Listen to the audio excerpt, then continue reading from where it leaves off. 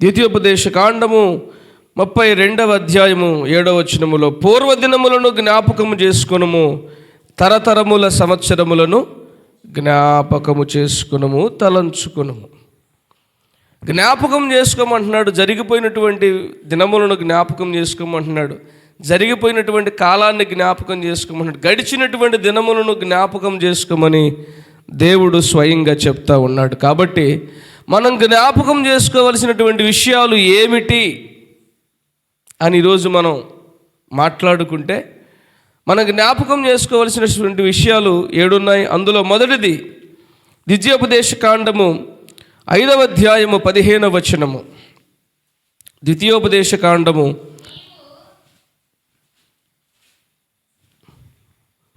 నీవు ఐగుప్తు దేశమందు దాసుడవై ఉన్నప్పుడు నీ దేవుడైన యెహోవా బాహుబలము చేతను చాచిన చేతి చేతను నిన్ను అక్కడ నుండి రప్పించినని జ్ఞాపకము చేసుకొనుము.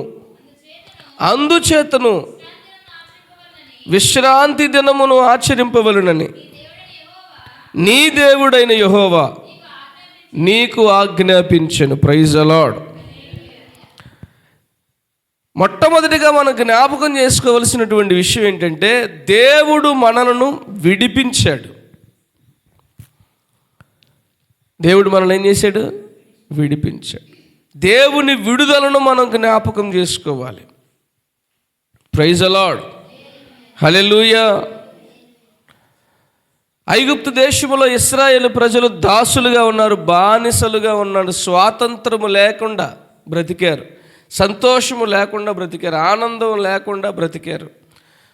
వారిదంటూ ఒక జీవితమేనా అనుకునేంతలాగా ఇతరులు జాలి పడేటటువంటి జీవితాన్ని వాళ్ళు బ్రతికారు. బంధకాలలో వాళ్ళు ఉన్నారు.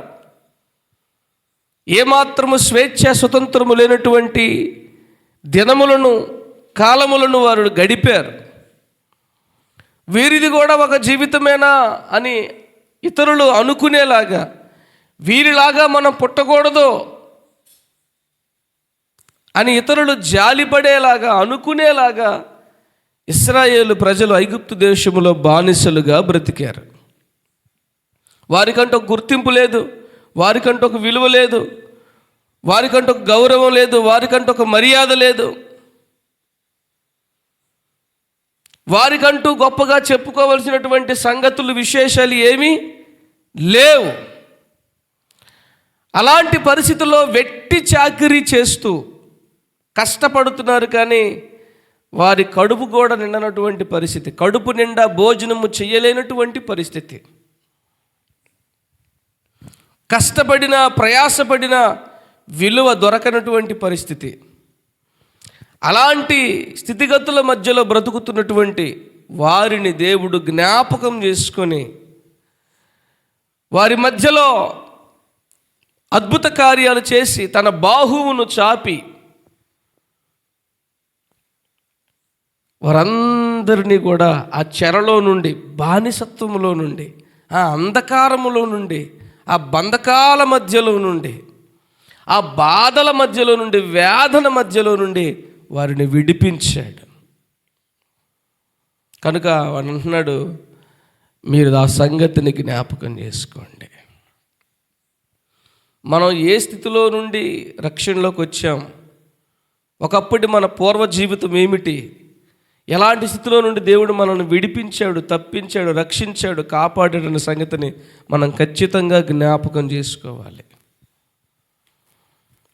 చాలామంది రక్షణలోకి వచ్చిన తర్వాత, బాగుపడ్డ తర్వాత, ప్రయోజకులైన తర్వాత, పరిస్థితులు బాగున్న తర్వాత మర్చిపోయేవారుగా ఉన్నారు, కృతజ్ఞత లేనివారుగా ఉన్నారు, దేవుడి సన్నిధిని విడిచిపెట్టిన వారుగా ఉన్నారు. ఎవడైనా దేవుని సన్నిధిని విడిచిపెట్టాడు అంటే వాడు కృతజ్ఞత లేనివాడు. ప్రభు అంటున్నాడు, నిన్ను బానిసత్వంలో నుంచి విడిపించాను కనుక విశ్రాంతి దినాన్ని నువ్వు ఆచరించడానికి జ్ఞాపకం చేసుకో. దేవుడు ఊరికే మనల్ని దేవుని సన్నిధికి రమ్మంటలేదు. మన జీవితంలో ఒకనాడు, ఆనాడు, మునుపటి దినములలో ప్రభువు చేసినటువంటి ఘనకార్యాలను దృష్టిలో పెట్టుకొని, ఆయన విడుదలను దృష్టిలో పెట్టుకొని, ఆయన కాపుదలను దృష్టిలో పెట్టుకొని, ఎంతగా ఆయన మనకు కృప చూపించాడో, మనల్ని విడిపించాడో, తప్పించాడో, రక్షించాడో అన్న సంగతులను జ్ఞాపకంలో పెట్టుకొని మనం దేవుని సన్నిధిలో ఆరాధిస్తాం. ప్రైజ్ ది లార్డ్, హల్లెలూయా. ఎవడైనా దేవుని సన్నిధిని మానివేశారంటే వాడు గర్వము, అహంకారము కలిగిన వాడే తప్ప కృతజ్ఞత కలిగిన వాడు కాడు. పాస్టర్ గారు తిట్టారనో లేకపోతే మరొకటనో, నెవర్.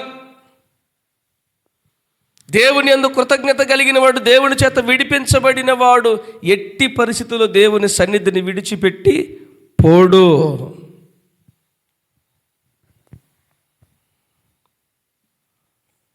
పోనే పోడు. దేవుడు మనల్ని ఏ స్థితిలో నుండి రక్షించాడో మనం జ్ఞాపకం చేసుకోవాలి. చాలామంది మర్చిపోతున్నారు, పూర్వపు స్థితిని మర్చిపోతున్నారు. మునుపటి యొక్క ఆ యొక్క వేదనకరమైనటువంటి స్థితిలో నుండి దేవుడు విడిపించిన సంగతిని మర్చిపోతూ ఉన్నారు. వేదనకరమైన పరిస్థితుల్లో నుండి, దిక్కు తోచని పరిస్థితుల్లో నుండి, అయోమయపు పరిస్థితుల్లో నుండి, ఏ మాత్రము సంతోషము, ఆనందము, నెమ్మది, సమాధానము లేనటువంటి పరిస్థితుల్లో నుండి దేవుడు మనల్ని విడిపించాడు. ఆ సంగతిని మనం జ్ఞాపకం చేసుకోవాలి. కృతజ్ఞతగా ఆయన సన్నిధికి మనము రావాలి. నా ప్రాణమా యెహోవాను సన్నిధించుము, ఆయన చేసిన ఉపకారములలో దేనిని మరువకము. దేన్ని మర్చిపోవద్దు. దేవుడు ఏం చేశాడో ఒకసారి మనం అక్కడ 103వ కీర్తన ఒకసారి చూద్దామా. 103వ కీర్తనలో, నా ప్రాణమా యెహోవాను సన్నిధించుము, నా అంతరంగమునున్న సమస్తమా ఆయన పరిశుద్ధ నామమును సన్నిధించుము. నా ప్రాణమా. నాది ప్రశ్న ఏంటంటే, అసలు నువ్వు ప్రభువుని సన్నిధిస్తున్నావా? ప్రభువుని సన్నిధిస్తున్నావా?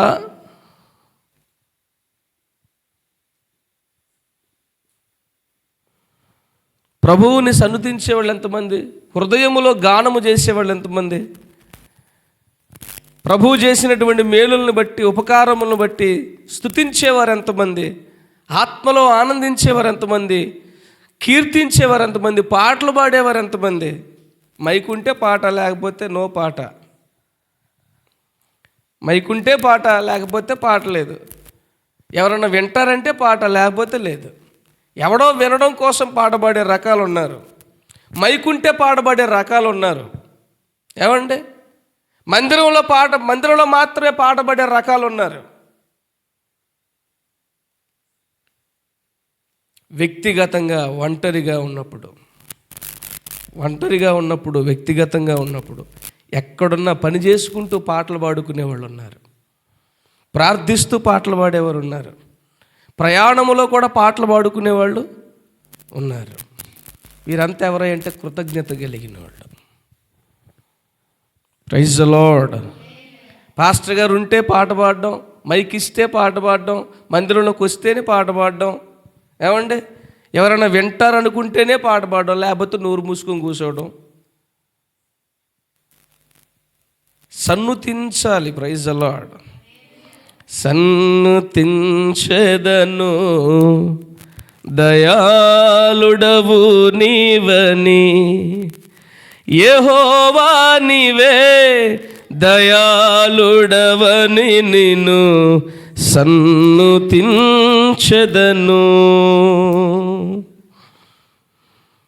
నుతించడం అంటే పొగడ్డం, నుతించడం అంటే పొగడ్డం, సన్నుతించడం అంటే మంచి పొగడ్త. Praise the Lord.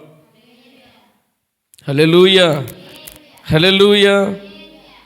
నా ప్రాణమా యెహోవా చేసినటువంటి ఉపకారములలో దేనిని మరువకుము. నీ దోషాలను ప్రభు ఎంతగా క్షమించాడో జ్ఞాపకంలో పెట్టుకోవాలి. నువ్వు ఎంత భయంకరమైనటువంటి పాప జీవితాన్ని కలిగినటువంటి నిన్ను దేవుడు ఎంతలా క్షమించాడో జ్ఞాపకం చేసుకోవాలి. భయంకరమైనటువంటి పాప జీవితం కలిగిన వాళ్ళు ఏమండి, నా మట్టుకు నేను పాపిని, నాది పాప జీవితం, నేను మంచివాడను, పరిశుద్ధుని ఎంత మాత్రము కాదు, నీతిమంతుడిని అసలే కాదు, కానీ నా ప్రభువు నన్ను కనికరించి నా పాపాలు క్షమించారు. అది నాకు జ్ఞాపకంలో ఉన్నది. Praise the Lord, hallelujah. మనం ఆ సంగతిని మర్చిపోకూడదు. సంకటములను కుదిర్చాడు దేవుడు. చిక్కుముడులను, అర్థం కానటువంటి పరిస్థితులు, అస్సలు బాగుపడనటువంటి రోగాలను, జబ్బులను, వ్యాధులను దేవుడు బాగు చేశాడు. సంకటములను కుదిర్చాడు. నీ సంకట పరిస్థితులన్నింటినీ చక్కబెట్టాడు. అది మర్చిపోకూడదు. అంటే ఈరోజు మందిరాన్ని మానేసుకునే వాళ్ళు ఏం మర్చిపోయారు? దేవుడు చేసిన మేళ్ళు మర్చిపోయారు, ఉపకారాలు మర్చిపోయారు, దేవుని విడుదల మర్చిపోయారు, బాగు చేసిన పరిస్థితులు మర్చిపోయారు.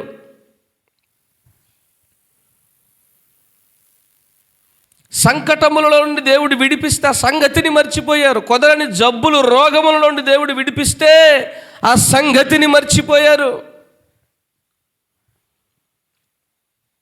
తర్వాత సమాధిలో నుండి నీ ప్రాణమును విమోచించున్నాడు. చావులోనికి, మరణములోనికి వెళ్ళవలసినటువంటి నిన్ను, ఎప్పుడో చచ్చి సమాధిలో పుచ్చిపోవలసినటువంటి నిన్ను ఈరోజు దేవుడు సజీవుల లెక్కలో ఉంచాడు.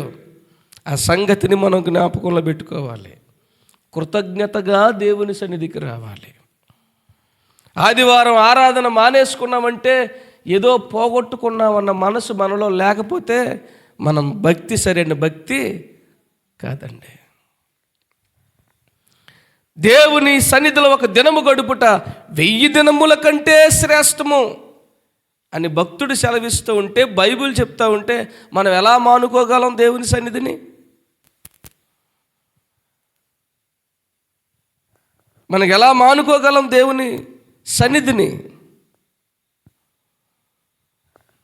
అంటే మనం ఏం చేస్తున్నామంటే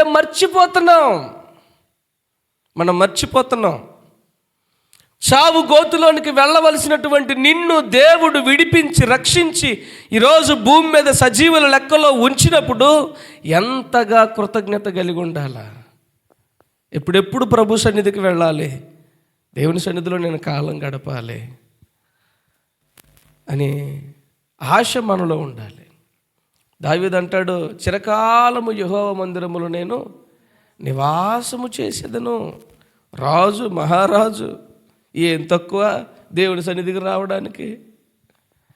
ఏం తక్కువ అండి ఆయనకి?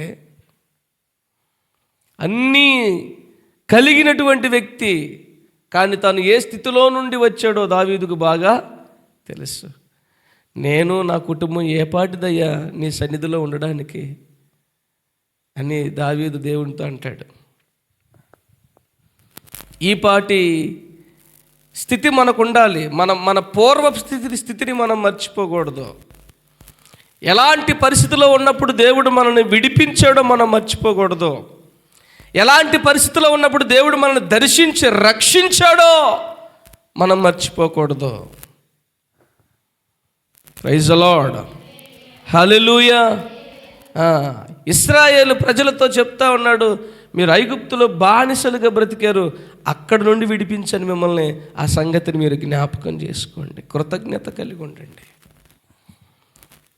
క్రమంగా దేవుని సన్నిధికి రండి. Praise the lord. 16వ అధ్యాయము 12వ వచనము, ద్వితీయోపదేశకాండము 16వ అధ్యాయము 12వ వచనము. నీవు ఐగుప్తులో దాసుడవై ఉండిన సంగతిని జ్ఞాపకము చేసుకొని ఈ కట్టడలను ఆచరించి జరుపుకొనవలెను. Praise the Lord. మళ్ళీ చెప్తా ఉన్నాడు, నీవు ఐగుప్తులో దాసుడవై ఉన్న సంగతిని నువ్వు జ్ఞాపకం చేసుకో. ఎక్కువచ్చిన మెట్టు మర్చిపోతారు చాలామంది. ఏ స్థితిలో నుండి దేవుడు రక్షించాడో ఆ స్థితిని మర్చిపోతారు చాలామంది. కృతజ్ఞత లేని వాళ్ళు అయిపోతారు. వాక్యాన్ని పాటించరు, లోబడరు, వాక్యానికి లోబడరు. లోబడే జీవితం ఉండదు, సరిదిద్దుకునే మనస్సు ఉండదు, వాక్యానుసారమైనటువంటి బ్రతుకుండదు.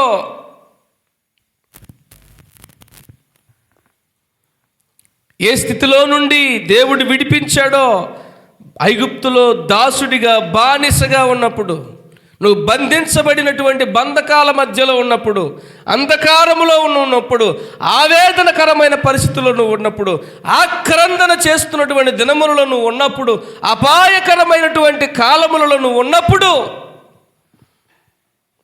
దేవుడు నిన్ను దర్శించి విడిపించాడు. కృతజ్ఞతగా అది జ్ఞాపకంలో పెట్టుకొని నువ్వు దేవుని సన్నిధికి రావాలి. తర్వాత వాక్యమును అనుసరించి బ్రతకాల. దేవుని వాక్యానికి లోబడాలి. దేవుడికి కావలసింది ధనవంతులు కాదు, దేవునికి కావలసింది బలవంతులు కాదు, దేవునికి కావలసింది జ్ఞానవంతులు కాదు, దేవునికి కావలసింది అందగాళ్ళు కాదు, దేవునికి కావలసింది తెలివి గల వాళ్ళు కాదు, దేవునికి కావలసింది చదువు సంధ్యలు కలిగిన వాళ్ళు కాదు. దేవుడు కోరుకుంటున్నది ఆస్తిపాస్తులు కలిగిన వాళ్ళని కాదు. దేవుడు నీలో నాలో కోరుకుంటున్నటువంటి విషయము విధేయత, లోబడ్డము, పశ్చాత్తాపడ్డము, సరిదిద్దుకోవడం, సరి చేసుకోవటం, దేవుడు చెప్పిన మాట ప్రకారం బ్రతకడం. ఇది ఈ దినములలో గడిచినటువంటి కాలములో నువ్వు ఎంతగా దేవునికి లోబడ్డావు ఒకసారి ఆలోచించేయి. ఎంతగా నువ్వు అవిధేయత చూపించావు ఒకసారి ఆలోచించేయి. ఎన్నిసార్లు దేవుని సన్నిధిని ఎగ్గొట్టేసావు ఒకసారి ఆలోచించేయి. దేవుని మందిరాన్ని కావాలనే ఎన్నిసార్లు మానేశావు. అవసరం లేకపోయినా రాగలిగి ఉండి కూడా నువ్వెన్నిసార్లు మందిరానికి రాకుండా ఆగిపోయావు. ఎన్నిసార్లు దేవుని వాక్యమును నువ్వు పెడచెవిని పెట్టావు. జ్ఞాపకం చేసుకోండి ఒకసారి. ఏదో నూతన సంవత్సరంలోకి వెళ్ళిపోయాం తోత్రం అంటే కాదు. నూతన సంవత్సరంలోకి వెళ్ళాలంటే మనం సరిదిద్దుకొని సరి చేసుకుని నూతన సంవత్సరంలోకి వెళితే ఆ సంవత్సరంలో దాచి ఉంచిన మేలు దేవుడు మనకి దయచేస్తాడు. Praise the Lord. సరిదిద్దుకోకుండా, సరి చేసుకోకుండా, పశ్చాత్తాపడకుండా, మారు మనసు పొందకుండా, ఎక్కడక్కడ కన్నాలు బెజ్జలు అలాగే పెట్టుకొని, ఏమండి, మురికిగా ఉండి, కంపుగా ఉండి నూతన సంవత్సరంలోకి వెళ్ళిపోయి హ్యాపీ న్యూ ఇయర్ అంటే మాత్రం, దేవునికి స్తోత్రం అంటే మాత్రం దేవుడు ఆత్రంగా దిగి వచ్చి ఆశీర్వదిస్తాడు. మనం ఎంత బాగా చెప్పారు స్తోత్రాలు అని చెప్పేసి ఆయన ఆత్రంగా పరుగెత్తుకుని వచ్చి దివి చేస్తాడు మనల్ని. అంత మైకుడు ఏంటి ఆయన. ప్రైజ్ ది లార్డ్, హల్లెలూయా. ఆ సంగతిని మనము జ్ఞాపకము చేసుకోవాలి. దేవునికి స్తోత్రము కలుగును గాక. ఏ స్థితిలో నుండి దేవుడు విడిపించాడు, ఈ సంవత్సర కాలంలో గతించినటువంటి దినములలో ఎన్నిసార్లు నువ్వు వాక్యాన్ని మీరావు, వాక్యానికి లోబడకుండా నీ సొంత ఇష్ట ప్రకారం చేశావు, ఎన్నిసార్లు దేవుని మందిరానికి రాకుండా ఎగ్గొట్టేశావు. కొద్ది సమయం దేవుని సన్నిధిలో గడపడానికి ఇష్టపడకుండా ఎన్నిసార్లు మనం మందిరాన్ని మానేసాం. గమనించుకో, ఒకసారి జ్ఞాపకం చేసుకుందాం. ఈ సంవత్సర కాలంలో నేను ఎన్నిసార్లు దేవుని సన్నిధికి వచ్చాను, ఎన్ని మీటింగ్స్కి నేను హాజరయ్యాను, ఎన్ని మీటింగ్స్ నేను ఎగ్గొట్టేశాను, ఎన్ని శుక్రవారాలు మానేశాను, ఎన్ని ఆదివారాలు మానేశాను, ఎన్ని ఆల్ నైట్లు మానేశాను. దైవజనుడు ఏర్పాటు చేసినటువంటి ఆ కూడికల్లో నేను ఎన్ని మానేశాను. అవేమీ తలుచుకోకుండా, జ్ఞాపకం చేసుకోకుండా, దేవుడి దగ్గర క్షమాపణ అడగకుండా, ప్రభువా ఈ సంవత్సరకాలం నేను చాలా విధేయత చూపించాను నాయన, చాలా విషయాలు నీ సన్నిధికి నేను రాలేదు, లోబడలేదు నాయన అనేవి మార్చుకోకుండా, సరి చేసుకోకుండా, సింపుల్గా మనం నూతన సంవత్సరంలోకి హ్యాపీ న్యూ ఇయర్ స్తోత్రం హల్లెలూయా అంటే మాత్రం అయిపోద్దేటి కార్యక్రమం. నా ఆశ, నా తపన ఏంటంటే మనం హ్యాపీ న్యూ ఇయర్ చెప్పుకున్న, దేవుని స్తుతించిన అది హృదయపూర్వకమైనదై ఉండాలి. తద్వారా మనకి దీవెన కలగాల. అది నా తపన, అది నా కోరిక. Praise the lord.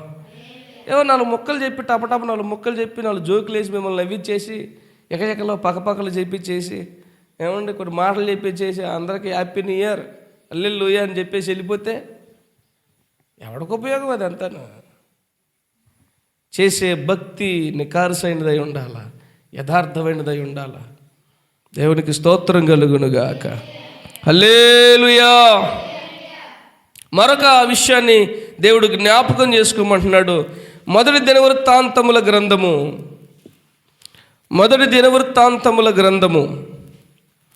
16వ అధ్యాయము 13వ వచనము. ఆయన చేసిన ఆశ్చర్య కార్యములను జ్ఞాపకము చేసుకొనుడి. ఆయన సూచక క్రియలను, ఆయన నోటి తీర్పులను జ్ఞాపకము చేసుకొనుడి. Praise the Lord. హల్లెలూయా. దేవుడు అంటున్నటువంటి మాట మరొకటి జ్ఞాపకం చేసుకోలేని దేవుని ఆశ్చర్య కార్యాలు మనం ఏం చేయాలి? జ్ఞాపకం చేసుకోవాలి. దేవుడు మన జీవితాల్లో చాలా ఆశ్చర్యకరమైన కార్యాలు చేశాడు. ఊహకు మించినటువంటి ఘనకార్యాలు చేశాడు. మనం అవాక్కైపోయేటటువంటి సంఘటనలు ఎన్నో మన జీవితంలో దేవుడు చేశాడు. ఇది ఎలాగ చేశాడా అని మనం అనుకునేంత మంచి సంగతులు మన జీవితంలో దేవుడు చేశాడు. ఈ సంవత్సర కాలంలో మనం ఆశ్చర్యపడే విధంగా దేవుడు మన జీవితాల్లో కార్యాలు చేశాడు. వాటిని మనం జ్ఞాపకం చేసుకోవాలి, మర్చిపోకూడదు. ఆశ్చర్య కార్యాలను మనం జ్ఞాపకం చేసుకోవాలి. మన ప్రభు మన జీవితంలో చేసినటువంటి ఆశ్చర్య కార్యాలు ఒకసారి మననం చేసుకోవాలి. మనం ఆలోచన చేయాలి. నా జీవితంలో ఈ సంవత్సర కాలంలో దేవుడు ఏం చేశాడు? Praise the Lord. హల్లెలూయా. చాలాసార్లు దేవుడు మనల్ని విడిపించాడు. ఆశ్చర్యకరమైనటువంటి సంగతులు మన జీవితంలో దేవుడు చేశాడు. ఈ సంవత్సర కాలంలో, గతించిన సంవత్సర కాలంలో మనం సంబరపడిపోయినటువంటి సందర్భాలు ఎన్నో ఉన్నాయి. వాటిని మనం ఏం చేయాలి? జ్ఞాపకం చేసుకోవాలి. చేసుకొని ఏం చేయాలి? దేవుణ్ణి స్తుతించాలా, స్తోత్రం చెల్లించాలా. Oh what a wonderful God you are. దేవా నువ్వెంత గొప్పవాడు నాయన, నీ ఆశ్చర్య కార్యాలు ఎంత ఘనమైనవి ప్రభువా అని చెప్పి మనం ఆలోచన చేయాలి.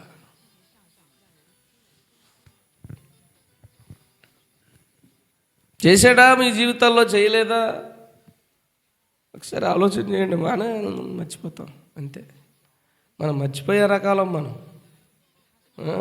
ప్రభు అందుకే అన్నాడు, జ్ఞాపకం పెట్టుకుంటారా, మీకు దండం పెడతాను. మర్చిపోతాం అంతే, సింపుల్గా మర్చిపోతాం మనం. ఇతరులు చేసిన మేలు మర్చిపోతాం. మనం చేసిన మేలు అయితే మాత్రం గట్టిగా గుర్తుపెట్టుకుంటాము. తెగ గుర్తుండిపోద్దాం. మనం ఎవడికన్నా మేలు చేసేవంటే మాత్రం ఆడు మర్చిపోరండి, దండం పెడతానా కూడా మర్చిపోం మనం. వాడు మనకు చేసిన మేలు అయితే మాత్రం సింపుల్గా మర్చిపోతాం, తెల్లారే మర్చిపోతాం. యేసు ప్రభువు మన జీవితంలో ఆశ్చర్య కార్యములు చేశాడు. దేవునికి స్తోత్రం కలుగును గాక. హల్లెలూయా.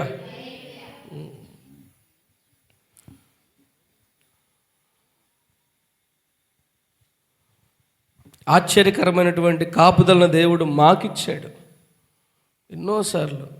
గొప్ప గొప్ప కాపుదల. ఏమండి, మేము ఆశ్చర్యపోయేలాగా మాకు సహాయం చేశాడు. దేవునికి స్తోత్రం. ఆశ్చర్యకరమైనటువంటి సహాయాన్ని దేవుడు మాకు పంపించాడు, అందించాడు. మా సుదీర్ఘమైనటువంటి ప్రయాణాలలో దేవుడు అద్భుతాలు చేశాడు. దేవునికి స్తోత్రం కలుగును గాక. హల్లెలూయా. మరి నీ జీవితంలో ఏం చేశాడు? అబ్బే నా జీవితంలో ప్రభు ఏం చేయలేదండి బాబు. మీరు భలే మాట్లాడుతున్నారు పాటర్ గారండి. ఆశ్చర్య కార్యాలు అసలు మా జీవితంలో ఏమీ చేయలేదండి.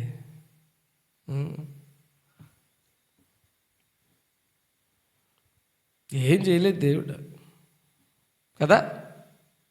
అదిగో ఇలాగ చేశాడు. ఏం చేశాడు? జ్ఞాపకంలో ఉంచుకొని కృతజ్ఞతాస్తుతులు చెల్లించాలి. నూతన సంవత్సరంలోకి అడుగు పెడుతున్నాం, కృతజ్ఞతాస్తుతులు చెల్లించాలి. అమితమైనటువంటి ఆశ్చర్యకార్యాలు దేవుడు మన పట్ల జరిగించారు. దేవునికి స్తోత్రం కలుగును గాక. హల్లెలూయా. నేనైతే చాలా సందర్భాల్లో ఇలా ప్రార్థన చేయగానే అలాగ స్వస్థ వచ్చేసేది. నాకే ఆశ్చర్యమైపోయింది, ఏట్రా ఎంత స్పీడ్గా దేవుడు చేశాడా.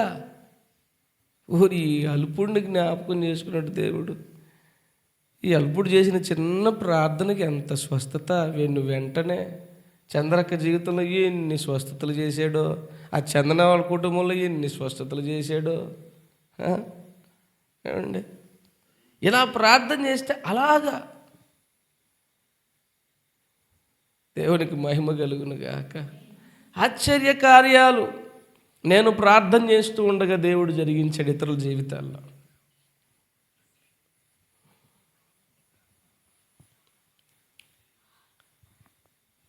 సోని వాళ్ళ నాన్నగారు చావు బతుకుల మధ్యలో ఆయన ఇదైపోయి ఉంటే అన్నయ్య ప్రార్థన చేయమని అడిగితే రైల్వే స్టేషన్లో ఉండి ప్రార్థన చేశాను. దేవుడు స్వస్థపరిచి ఆరోగ్యం ఇచ్చాడు. ఊపిరితిత్తులన్నీ కూడా పాడైపోయి నీరు చేరిపోయి చావు బ్రతుకుల మధ్యలో ఉన్నటువంటి ఆయన్ని బ్రతకడో అని వైద్యులు చెప్పినా కూడా దేవుడు అద్భుతం చేశాడు. Praise the Lord. మళ్ళీ ఆయన మంచాన్ని పడి ఇంటికి వచ్చి డిశ్చార్జ్ అయిన తర్వాత ఇంకా మంచంలోనే ఉంటే మొన్న కూడా మళ్ళీ అన్నయ్య ప్రార్థన చేయండి అంటే ప్రార్థన చేస్తే, ప్రభువా ఆయన స్వస్థపరిచి ఇమీడియట్గా ఆయన పనికి పోయేలాగా చేయండి అంటే తెల్లారి నుంచి పనికి పోతున్నాడట. యేసు రక్తమే చెయ్యం. ఆ అబ్బాయి ఫోన్ చేసి చెప్తే చాలా ఆశ్చర్యం వేసింది. ఓ యేసయ్యా, దేవునికి స్తోత్రం. ఎన్నిసార్లు స్వస్థత కలుగును గాక అని అనగానే దేవుడు వెంటనే స్వస్థతలు చేసి పడేశాడు వాళ్ళ జీవితాల్లో.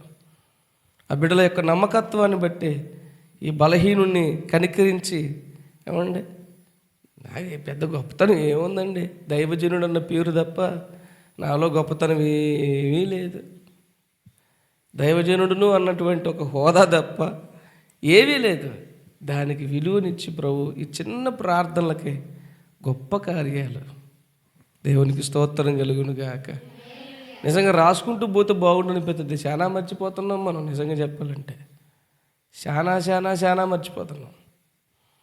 నా మటుకు నా ప్రభు ఎన్నోసార్లు నాకు స్వస్థతనిచ్చారు, ఆశ్చర్యకరంగా స్వస్థపరిచారు. ప్రభు మన జీవితంలో కార్యాలు చేశారు, ఆశ్చర్య కార్యాలు చేశాడు. వాటిని మనం మర్చిపోకూడదు, జ్ఞాపకంలో ఉంచుకోవాలి. Praise the lord.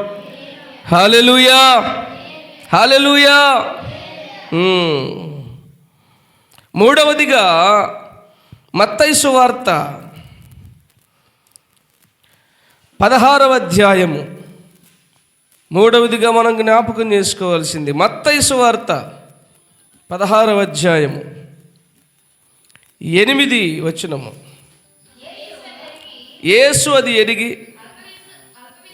అల్ప విశ్వాసులారా, మన యొద్ద రొట్టెలు లేవని మీలో మీరెందుకు నాయన తెగ ఆలోచించుకుంటున్నారు. యేసుప్రభు ఒక ప్రసంగం చెప్తున్నాడు. యేసుప్రభు ఒక విషయం ఇంపార్టెంట్ సంగతి చెప్తుంటే ఈ శిష్యులు పడవలో కూర్చొని మన దగ్గర రొట్టెలు లేవు కదూ,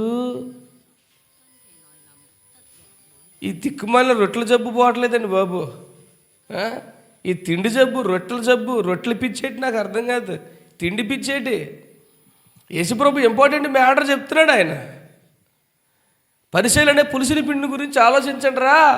వాళ్ళు పైకి బాగానే కనపడతారు, లోపల మాత్రం క్రూరమైనటువంటి మనసు కలిగి ఉంటారు. పక్క వేషధారులు, భక్తిహీనులు.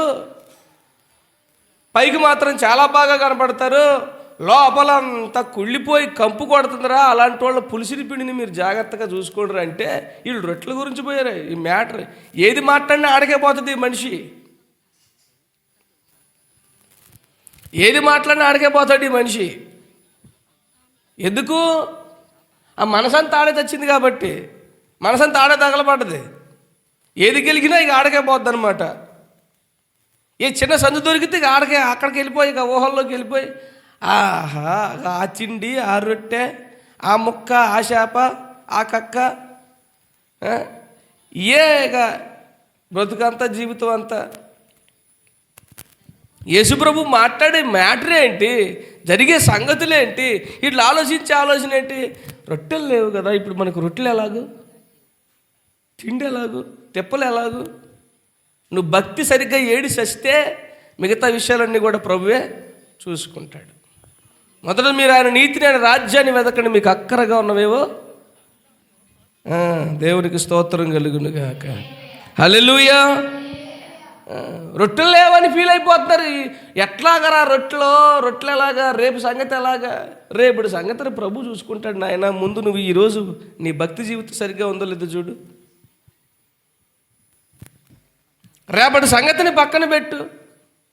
ఏమి తిందామా, ఏమి తాగుదామా, ఏమి ధరించుకుందామా, ఇదే జబ్బు చాలామందికి. ఈ జబ్బే జబ్బు. అంతేగాని ఎంత పరిశుద్ధంగా ఉందాం, ఇంకెంత భక్తి చేద్దాం, ఇంకెంతగా ప్రార్థనలో ఉందాం, ఇంకెంతగా ప్రభువుని స్తుతిస్తాం, ఇంకెంతగా ఉపవాసాలు చేయాలి, ఆత్మలో బలపడాలి, ఇంకా దేవుని గురించి ఇంకెంత తెలుసుకోవాలి, ఎంత నేర్చుకోవాలి, ఈ రంది లేదు మనకి. ఏం బట్టలు కొనుక్కుందాం, ఏం తిందాం, ఏం వండుకుందాం, ఎలా సుఖపడదాం, ఇదే రంది జనాలకి. ఎప్పుడు బాగుపడతాయి మన జీవితాలు? ప్రభు చెబుతున్న మాటలు వేరే, ఆ సంగతులు వేరే. ఆ మ్యాటర్లోకి అసలు ఆ స్థితిగతులు, ఆత్మ సంబంధమైన విషయాల గురించి ఆలోచన, ధ్యాస లేదు. ప్రభు మాటల మీద ధ్యాస లేదు. దిక్కుమాలిన విషయాల మీద ధ్యాస ఎక్కువ మనకి. అడ్డమైన విషయాలు, పనికిమాలిన విషయాల మీద మనకు ధ్యాస ఎక్కువ, కానీ పరిశుద్ధమైన సంగతుల మీద మనకు ధ్యాస ఉండలేదు. ఆత్మ సంబంధమైన వాటి మీద మనసు ఉండలేదు. అడ్డమైన చెత్తంతా బుర్రలో వేసుకుంటాం, అదే కావాలి మనకి, మన బతుకులకి. హృదయము నిండి ఉండు, దాన్ని బట్టి నోరు మాట్లాడద్దట. మరి ఏం నింపుకుంటున్నావు హృదయంలో? వాక్యాన్ని నింపుకోవాలా? ఏమండి, దేవుని ప్రేమను, దేవుని కార్యాలను, దేవుని సంగతులను హృదయాల్లో నింపుకోవాలా. దరిద్రమైన సంగతులన్నీ హృదయంలో పెట్టుకుంటే మాటలు అలాగే ఉంటాయి, చేతలు అలాగే ఉంటాయి.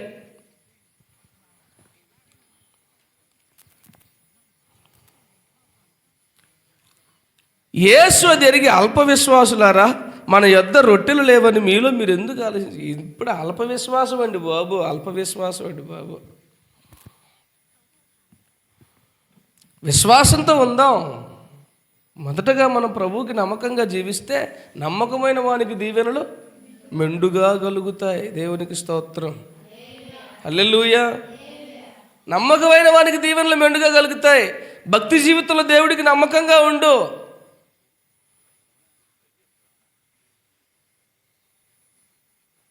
సంఘములో దైవజనుడికి నమ్మకంగా ఉండు. కుటుంబంలో భర్తకు నమ్మకంగా ఉండు, భార్యకు నమ్మకంగా ఉండు. పనిచేసే చోట యజమానులకు నమ్మకంగా ఉండు, పనిలో నమ్మకంగా ఉండు, కుటుంబంలో నమ్మకంగా ఉండు, సంఘములో నమ్మకంగా ఉండు, వ్యక్తిగత జీవితంలో, భక్తి జీవితంలో దేవునికి నమ్మకంగా ఉండు. నీకు కావలసిన దీవెనలన్నీ ప్రభువే దయచేస్తారు. నమ్మకమైన వానికి దీవెనలు మెండుగా కలుగును.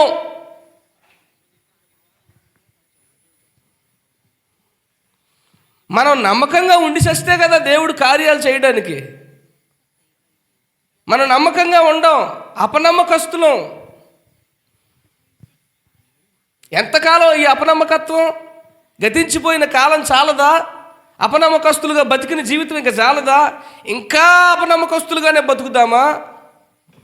నూతన సంవత్సరంలో అడుగు పెట్టబోతున్నాం. ఎక్కడి నుంచైనా నేను నమ్మకంగా ఉంటాను ప్రభువా, నీకు నమ్మకంగా ఉంటాను, సంఘములో నమ్మకంగా ఉంటాను నాయన, నేను నా భక్తి జీవితంలో, ఆత్మీయ జీవితంలో నేను నమ్మకంగా ఉంటాను, నా కుటుంబంలో నేను నమ్మకంగా ఉంటాను, నేను పనిచేసేటటువంటి యజమానుల దగ్గర నేను నమ్మకంగా ఉంటాను ప్రభువా అని ఒక తీర్మానం తీసుకొని నూతన సంవత్సరంలో మనం అడుగు పెడితే, ఓ సంకల్పం తీసుకొని మనం అడుగు పెడితే మన జీవితాలు బాగుంటాయి.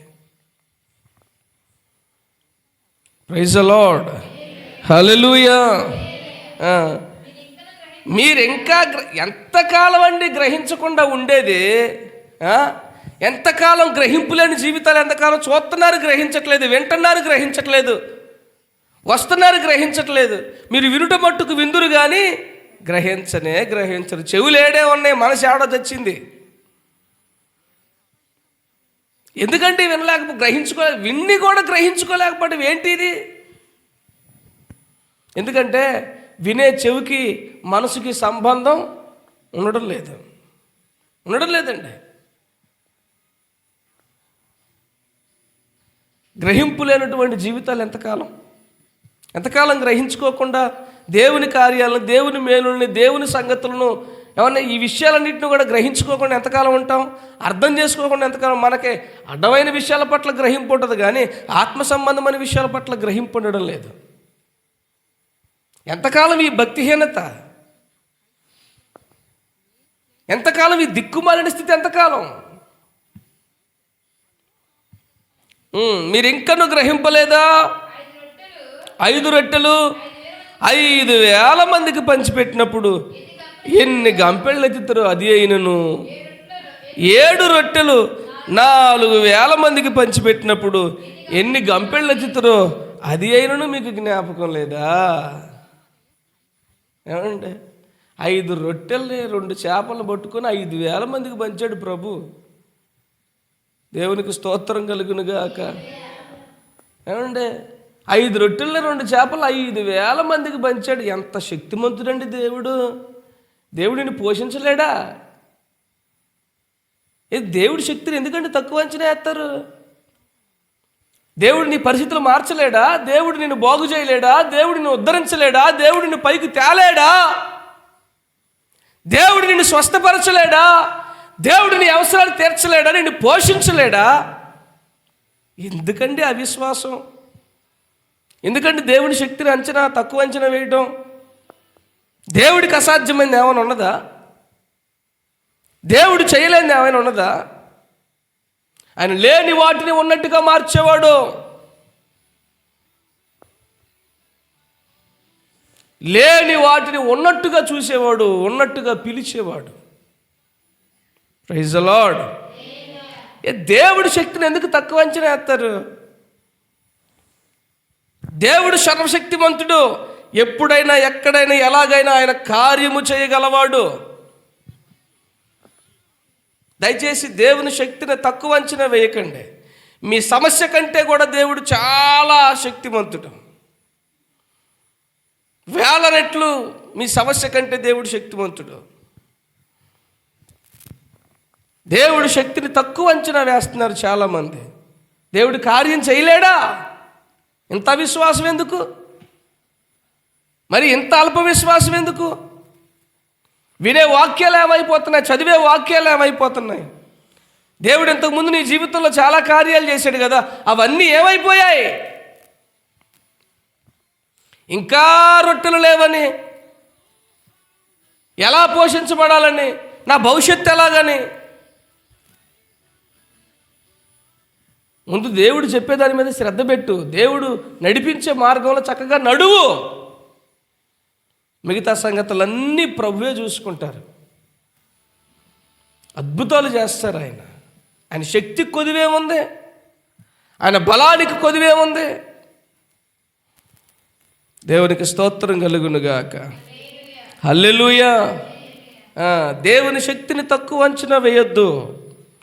రొట్టెల గురించి కాదు ఆలోచించాల్సిందే, భక్తి జీవితాన్ని గురించి ఆలోచించాలా. ప్రభు చెప్తున్న మాటల గురించి ఆలోచించాలా.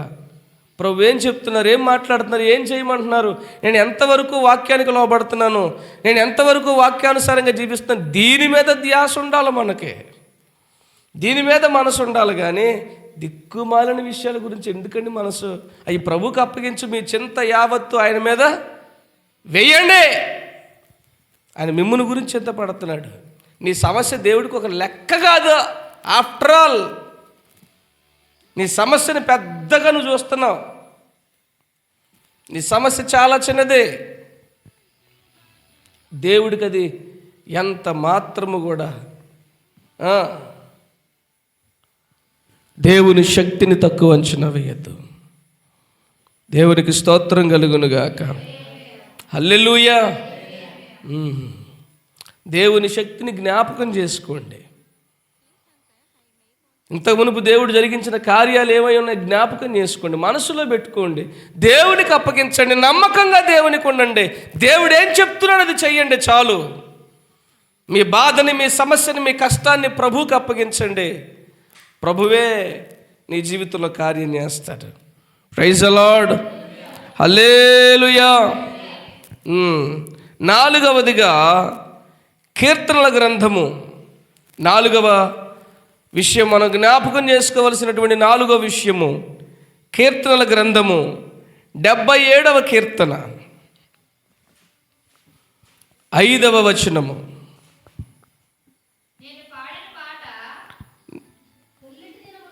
తొల్లిటి దినములను పూర్వకాల సంవత్సరములను నేను మనస్సునకు తెచ్చుకొందును. నేను పాడిన పాట రాత్రి యందు జ్ఞాపకము చేసుకుందును. హృదయమున ధ్యానించుకొందును. దేవా, నా ఆత్మ నీ తీర్పు మార్గము శ్రద్ధగా వెతికెను. ప్రైజ్ ది లార్డ్, హల్లెలూయా. పూర్వపు దినములో మనం పాడిన పాటల జ్ఞాపకం చేసుకోవాలి, ఆడిన మాటలను కూడా జ్ఞాపకం చేసుకోవాలి. బాగున్నప్పుడు బాగా పాటలు పాడేసి బాగా మాటలు చెప్పేసేసి చిన్న సమస్య రాగానే ఏమంటే అవన్నీ పక్కన ఒత్తూచ్, మళ్ళీ ఫస్ట్ కాడి నుంచి తూచ్ ఒట్టు తీసి గట్టి మీద పెట్టు, ఇంకా తట్టలో పెట్టు, బుట్టలో పెట్టు, నెత్తి మీదనే పెట్టు, మాకేంటి సంబంధం, వాడు ఏమన్నా కానీ నాశనం కానీ తూచ్ మళ్ళీ ఫస్ట్ కాడి నుంచి. ఏంటి అండి ఇది, ఏంటండి ఇది?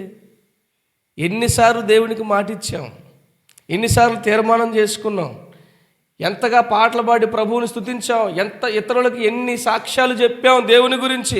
మరి అవన్నీ ఏమైపోయాయి? ఇప్పుడు తీర్మానం చేసుకోవడం దారి తప్పిపోవటమేనా? చేసుకున్న తీర్మానాలను మనం జ్ఞాపకం చేసుకోవాలి. దేవునికి ఇచ్చిన మాటలని, వాగ్దానాలను మనం జ్ఞాపకం చేసుకోవాలి. ఎన్నిసార్లు దేవునికి వాగ్దానం చేశాం, ఎన్నిసార్లు తీర్మానం చేసుకున్నాం, ఎన్నిసార్లు దేవుని దగ్గర మాట ఇచ్చావు. ఇచ్చిన మాట నిలబెట్టుకుంటున్నామా? ఇచ్చి మాట తప్పిపోతున్నామా? ఎన్నిసార్లు తప్పిపోయాం, ఇంకా ఎంతకాలం తప్పిపోతాం? దేవుడు ఎంతకాలం చూస్తూ ఊరుకోవాలి? మాటిచ్చి తప్పిపోవడం ఎంతకాలము? పాడిన పాటలు ఏమైపోయాయి, ఆడిన మాటలు ఏమైపోయాయి, చెప్పిన సాక్ష్యాలు ఏమైపోయాయి? దేవుడు శక్తివంతుడు, గొప్పవాడు, నన్ను దర్శించాడు, రక్షించాడు, నన్ను బాగు చేశాడు అన్న మాటలు ఏమైపోయాయి?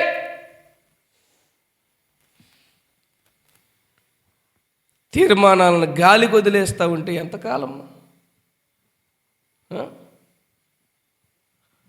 ఎన్నిసార్లు మాటిచ్చి తప్పాం? తప్పిపోయిన మాటలని, తప్పిపోయిన తీర్మానాలను జ్ఞాపకం చేసుకో. ఎన్నిసార్లు తప్పిపోయాం?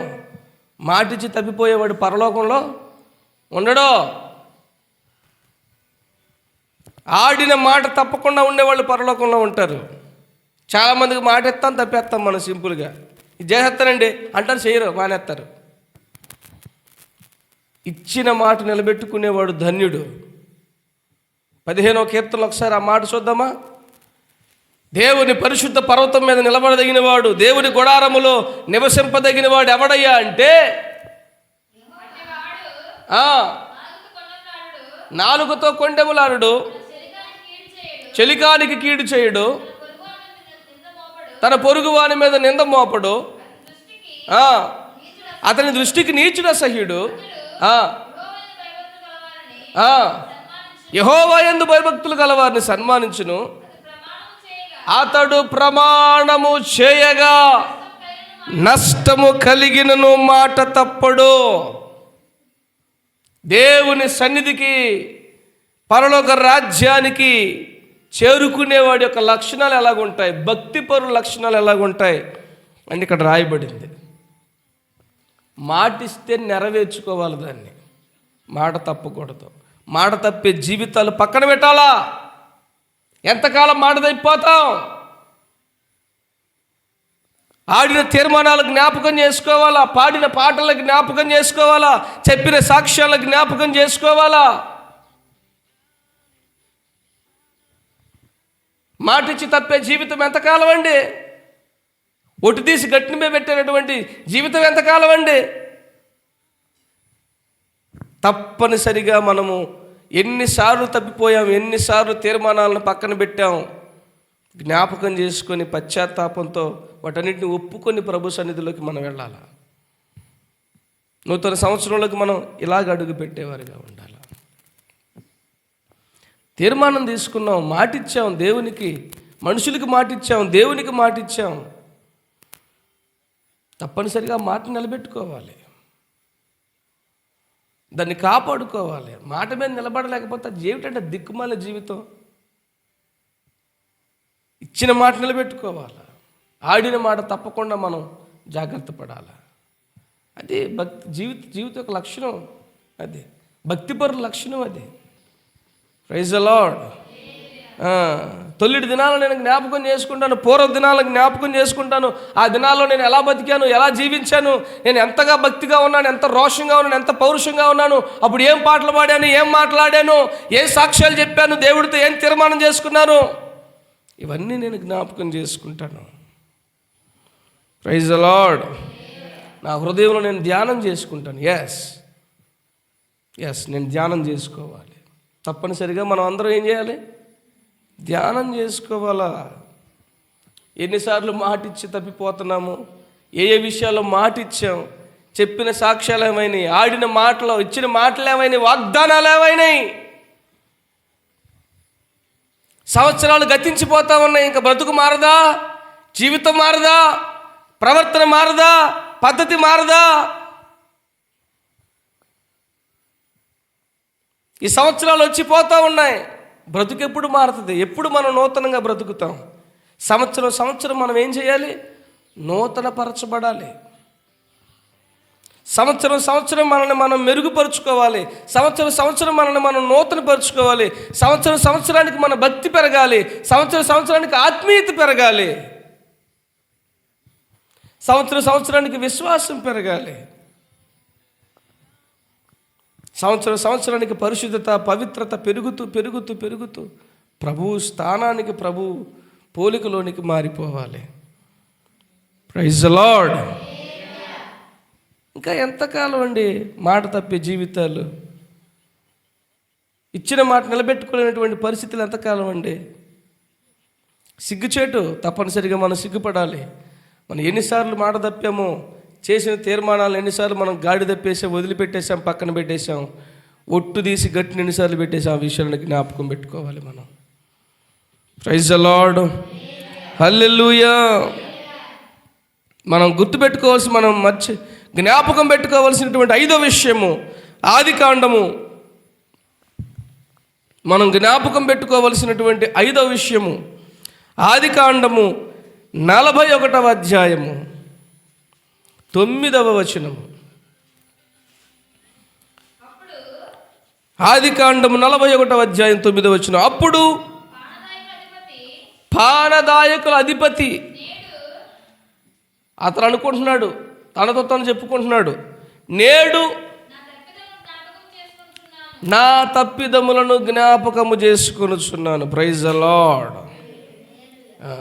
ఇది కూడా పై కోవలోనికి వస్తుంది, కానీ ఇది వేరేది. ఈ పానదాయకుల అధిపతి ఎవడయ్యా అంటే, యోసేపుతో పాటు చెరసాల్లో వేయబడినోడు. రాజుగారి, ఫరో రాజుగారికి గిన్నె, ద్రాక్షరసపు గిన్నె అందించేవాడు.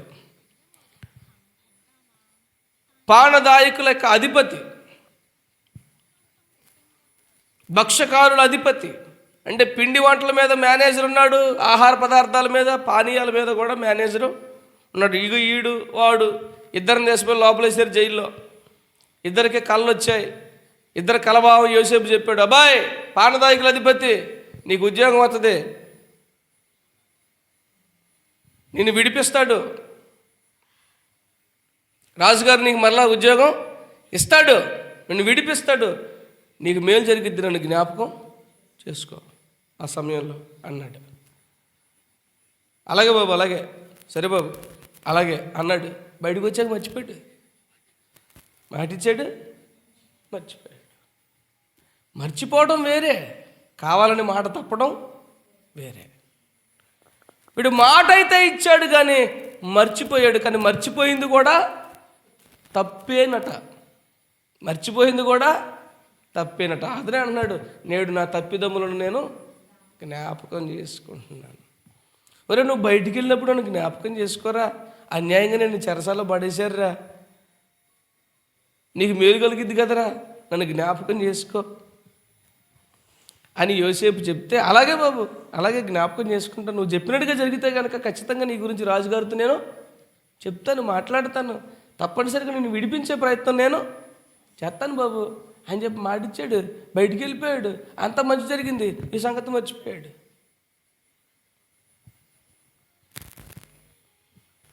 చూడండి, అప్పుడు యోసేపు మాత్రం చెరసాల అలాగే ఎండిపోయాడు. ఈడు ఎప్పుడు వస్తాడు, మా రాజు ఎప్పుడు వస్తాడు, మా బాబు ఎప్పుడు వస్తాడు అని చెప్పి ఈ మనిషి లోపలికి చూస్తున్నాడు. వాడు రావట్లేదు. వాడు ఎందుకు, వాడికి మేలు కలగగానే, కడుపు నిండగానే మొత్తం మర్చిపోయాడు మ్యాటర్ అంతా. కొంతమంది కడుపు నిండితే చాలు, ఇంక అసలు ఏమీ అవసరమే లేదు, ఏమీ అవసరం లేదు.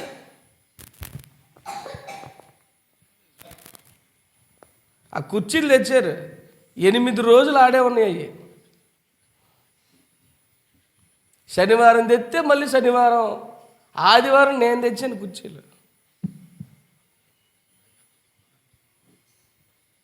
అంతే. 9 రోజులండి, 9 రోజులు ఆ ఇంట్లో అలాగ ఉన్నాయి. పాటర్ గారు చేసాం.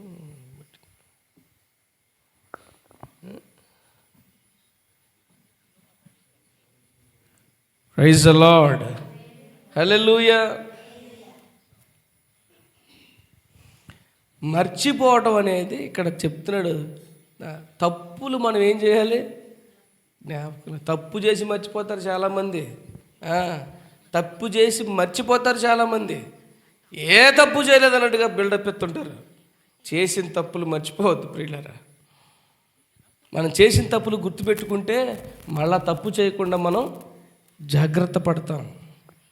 ఈరోజు చాలామంది అనేకమైన తప్పులు చేయడానికి ప్రధానమైన కారణం ఏంటంటే, మనం ఇంతకు మునుపు చేసిన తప్పులను ఏం చేస్తున్నాం, మర్చిపోతున్నాం మనం. అందుకనే మళ్ళీ తప్పు చేస్తున్నాం. అవే తప్పులు మళ్ళీ ఎందుకు చేస్తున్నాం, ఆ తప్పును మనం మర్చిపోతున్నాం. దిక్కుమాలిన సంగతులు ఎన్నో జ్ఞాపకం ఉంటాయి. వాడు అన్నమాట జ్ఞాపకం ఉంటుంది, వీడు అన్నమాట జ్ఞాపకం ఉంటుంది. 1కి 100 కలిపేసి చెప్తూ ఉంటారు. వాడు అన్నమాట జ్ఞాపకం ఉంటుంది, వీడు అన్నమాట జ్ఞాపకం ఉంటుంది, దానికి 100 కలిపి చెప్పేస్తూ ఉంటాం. కానీ చేసిన తప్పుల్ని మనం ఏం చేయాలి, జ్ఞాపకంలో పెట్టుకోవాలి, మర్చిపోకూడదు. మన తప్పులు మర్చిపోకూడదు. ఎన్నిసార్లు ఈ సంవత్సర కాలంలో ఎన్నిసార్లు మనం తప్పులు చేశాం, ఎన్నిసార్లు దేవుని విషయంలో, మానవుల విషయంలో, కుటుంబాల విషయంలో ఎన్నిసార్లు మనం తప్పు చేశాం. అవి ఎంత పెద్ద తప్పులు, తప్పనిసరిగా వాటిని మనం జ్ఞాపకం చేసుకోవాలి. ఈ రాత్రి జ్ఞాపకం చేసుకొని, నేను దేవుడిని ఒక వరం అడిగాను, ప్రభువా చెత్త విషయాలన్నీ మర్చిపోయేలాగా వరం ఇవ్వయ్యా. చెత్త విషయాలు, పనికిరాని విషయాలు నాకు వద్దు ప్రభువా, అవన్నీ మర్చిపోయేలాగా చెయ్యి. నాకు అవసరమైన వాటిని నేను గుర్తుపెట్టుకునేలాగా నాకు వరం ఇవ్వన్నాను. దేవుడు అధికంగా వరం ఇచ్చినట్టున్నాడు. ఎవరెవరో అన్నయ్య విషయాలు పెద్దగా నాకు గుర్తుంటలేదు, మర్చిపోతున్నాను. చాలా విషయాలు మర్చిపోయాను నేను, చాలా అంటే చాలా మర్చిపోయాను. నన్ను ఎవరు ఏమన్నారో, నేను జరిగిన సంగతులు ఏంటి, నేను ఎవరికైనా ఇచ్చిన సహాయాలు ఇవన్నీ మర్చిపోయాను. నాకు గుర్తులేవు. కానీ గుర్తుండవలసినటువంటి ప్రాముఖ్యమైన విషయాలు మాత్రం తప్పనిసరిగా నాకు దేవుడు జ్ఞాపకం ఉంచాడు. దేవునికి స్తోత్రం కలుగును గాక. చెత్త విషయాలు మనం గుర్తుపెట్టుకుంటాం, చేసిన తప్పుల్ని మనం మర్చిపోతున్నాం. ఎన్ని తప్పులు చేసాం ఈ సంవత్సర కాలంలో, ఎన్నిసార్లు మనం పడిపోయాం, ఎన్నిసార్లు కుటుంబంలో తప్పు చేశాం, ఎన్నిసార్లు ఇతర మనుషుల ఎడల మనం తప్పు చేశాం, దేవుని ఎడల మనం ఎన్నిసార్లు తప్పు చేశాం. అవన్నీ మర్చిపోయి దర్జాగా బతుకుతున్నాం. మనకి ఏ బాధ లేదన్నట్టు, ఏ తప్పు లేనట్టు. నువ్వు మర్చిపోతే దేవుడు మర్చిపోతాడు ఏంటి? వరుసగా పెడతాడు, నీ ముందు పెట్టి తాడ తెస్తాడు. సింపుల్గా వదిలిపెట్టాడు ఆయన. తాడ తీసేస్తాడు, మొత్తం లైన్లో పెడతాడు. నేను ఏమనకుండా ఉన్నాడని చెప్పేసి ఆయన నీలాంటి వాడు, నీ బోటుడు అనుకుంటే పొరపాటు. సరైన సమయంలో తెస్తాడు బయటికి. దెబ్బ మీద దెబ్బ పడుతుంటే అప్పుడు గుర్తొస్తాడు, అబ్బా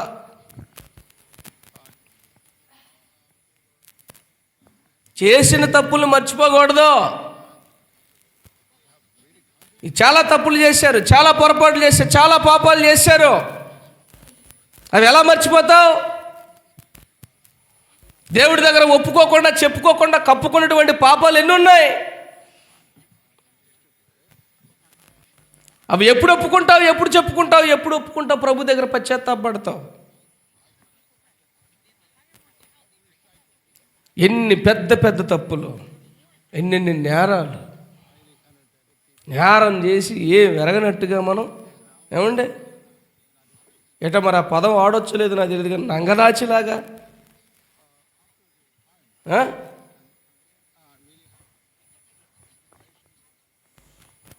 నో, మన తప్పులు మన పాపాలని మనం జ్ఞాపకం తెచ్చుకుని ఈరోజు పశ్చాత్తాపడుతూ హృదయపూర్వకంగా విరిగి నలిగిన మనసుతో ప్రభు దగ్గర పశ్చాత్తాపడి మనం వేడుకొని చక్కగా గనక మనం కొత్త సంవత్సరంలోకి అడుగు పెట్టకపోతే దేవుడు కొత్త సంవత్సరాన్ని నీకు మామూలుగా ఉంచడు. ఇంకా నీకు సంతోషం కాదుగా, ప్రతిరోజు సంబరం అయిపోద్ది దేవుడి చేతిలో. బ్యాండ్ బాజానే ఇంకా అసలు మధ్యలో దరివే. సంతోష దినాలు కాస్త దుఃఖ దినములు విలాప వాక్యాలు అయిపోతాయి. యేసు రక్తమే జయం. సంబరకరమైనటువంటి సంబరాలు జరుపుకోవాల్సినటువంటి సంవత్సరాలు కాస్త దినాలు కాస్త ఏమవుతాయి?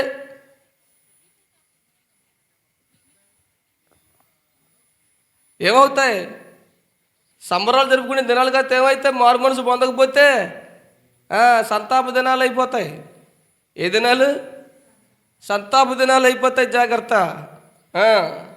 దేవుడితో మనం ఏం అంటలేదు, శిక్ష రావట్లేదని చెప్పేసి మనం చెలరేగిపోతే దేవుడు చూసి తూరుకోడండి, తాట తీసి పడేస్తాడు. ఆయన సహనాన్ని, ఆయన ఓర్పుని, ఆయన ప్రేమని, ఆయన దీర్ఘశాంతాన్ని తక్కువ అంచనా వేయకూడదు.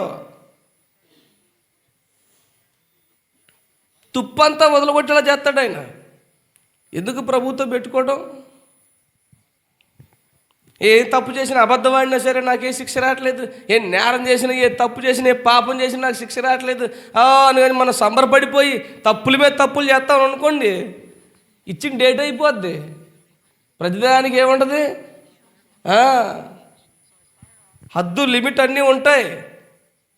అంతవరకు దేవుడు చూస్తాడు, ఓపిక పడతాడు, తాడ తీసేస్తాడు తర్వాత. ప్రైజ్ ది లార్డ్, హల్లెలూయా. ఈడు తప్పిదాలని నేను ఇప్పుడు తప్పిదం జ్ఞాపకం చేసుకుంటున్నానని చెప్పేసి తనలో తాను అనుకొని తాను నిందించుకొని తిట్టుకొని, ఏ మనిషివిరా నువ్వు, పాపం అంత మంచి సహాయం చేశాడు, ఆ మనిషి నీకు చెరసాల ఉన్నప్పుడు ధైర్యం చెప్పాడు, ఆదరించాడురా, నిన్ను బలపరిచాడురా, అటువంటి వ్యక్తికి మాట ఇచ్చావు, తప్పే 2 సంవత్సరాలు అయింది నువ్వు ఇంత పని చేసావారా అని చెప్పేసి ఆడినోడు తిట్టేసుకొని బాధపడి పోయి రాజుగారికి చెప్పాడు అనమాట.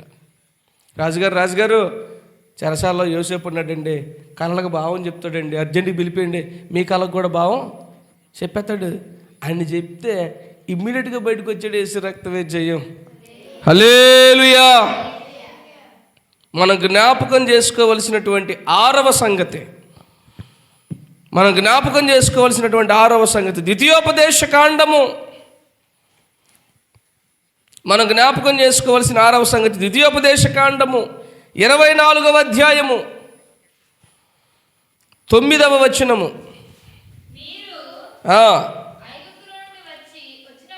మీరు ఐగుప్తులో నుండి వచ్చినప్పుడు త్రోవలో మీ దేవుడైన యెహోవా మిరియామునకు చేసిన దానిని జ్ఞాపకం ఉంచుకోండి.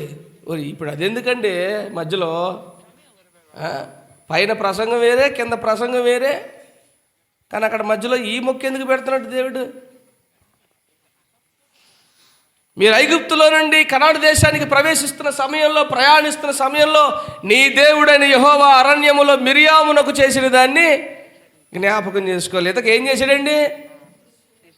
ఏం చేశాడు? అసలు మిరియాం ఎవరో? మాకు మిరియాలు తప్ప మిరియాం తెలియదండి.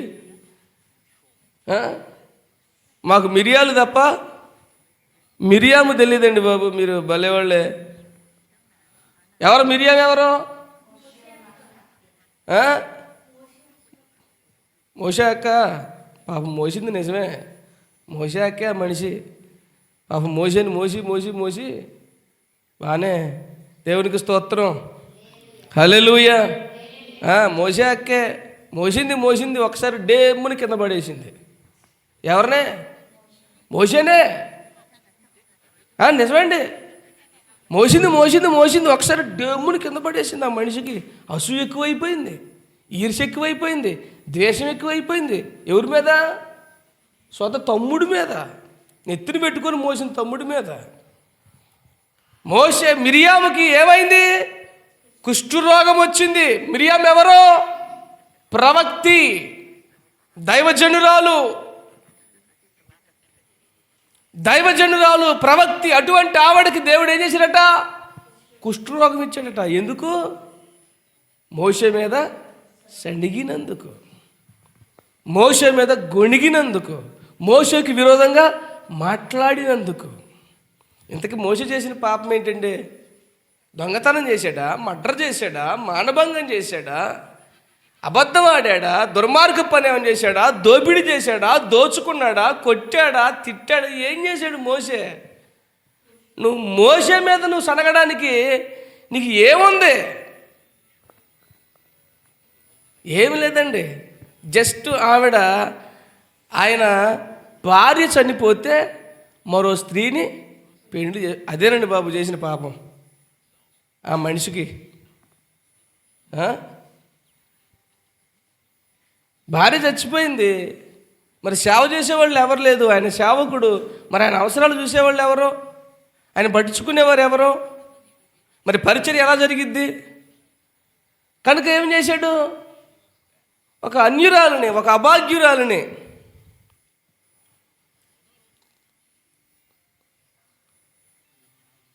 పెళ్లి చేసుకున్నాడు. అదేదండి తప్పు, పెద్ద తప్పు అయిపోయిందండి బాబు. అందుకని మోషే మీద అహరోను, తర్వాత మిరియాము వేసి మిరియాలు నూరేశారు. ఇంకా ఏమండి ఏం చేశారు? నా మాటే వినుచుంటిరా, నన్నే చూచుచుంటిరా, నన్నే చూడండి, నా మాటలే వినండి, మీకు స్తోత్రం. మీకు కూడా స్తోత్రమే. మరి ఏం చేస్తాం?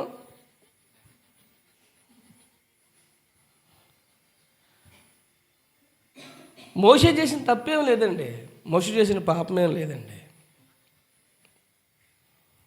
భార్య చనిపోతే జస్ట్ రెండో పెళ్లి చేసుకున్నాడు అంతే. దానికి ఆ మనిషికి చెలరేగిపోయి, మనిషి కోపం వచ్చి చెలరేగిపోయి నానా మాటలు మోషే మీద. మోషే దైవజనుడు ఏంటి? మోషే దైవజనుడా? మేము దైవజనులం కాదా?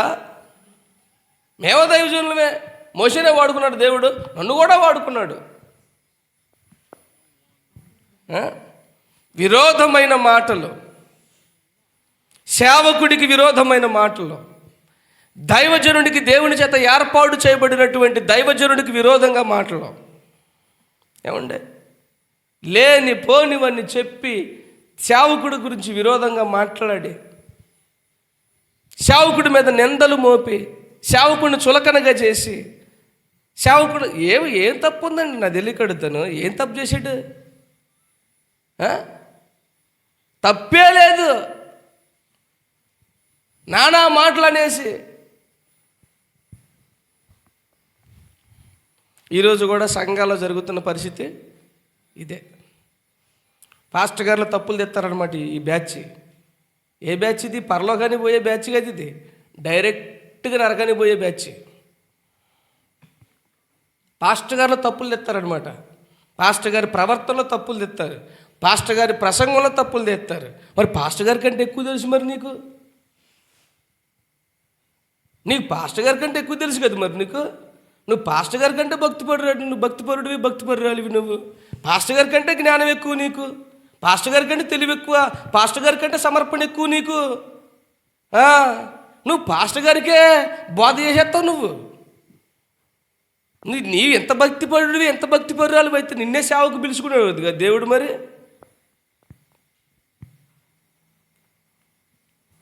సంఘాలలో దిక్కుమాలినటువంటి పరిస్థితి, దైవజనుల మీద లేనిపోని మాటలు పలకటం, శాపగ్రస్తమైన విషయం, దైవజనుడికి విరోధంగా దూషణకరంగా అవమానకరంగా మాట్లాడడం.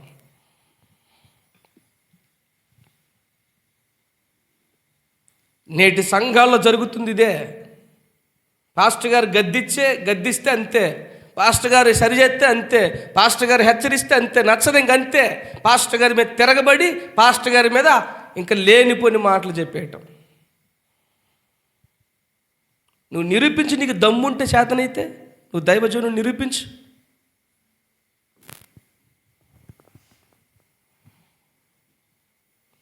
ఎందుకు చాటు మాటలు, తప్పుడు మాటలు, పనికిమాలి మాటలు ఎందుకు? ఎందుకంటే దిక్కుమాలి మాటలు, ఈ శాపగ్రస్తమైన విషయాలు ఇవి. చాలా శాపం తీసుకొస్తాయి. నేను ఎక్కడికి వెళ్ళినా హెచ్చరిస్తాను. నేను దైవజనుల మీద పడి ఆడవడం మనకు మంచిది కాదు.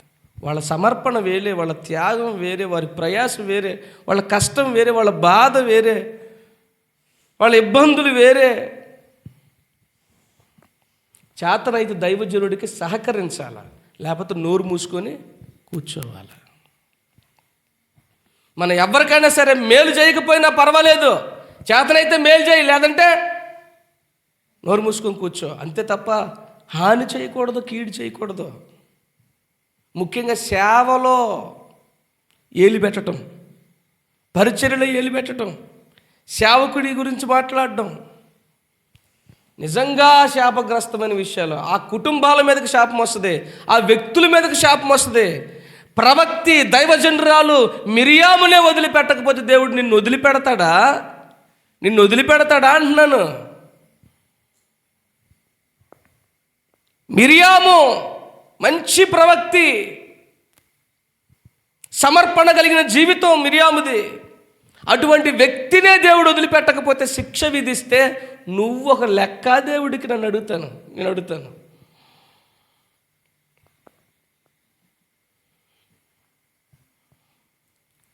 చాలా సంఘాలలో దైవజనుల మీద పడి ఏడవడం ఎక్కువైపోయిందండి. మాటికి దైవజనుల్లో తప్పులు ఎత్తుతూ ఉంటా, పొరపాట్లు, ప్రసంగంలో తప్పులట, తిక్కుమాలిన పరిస్థితి. ఇది భక్తిహీనత,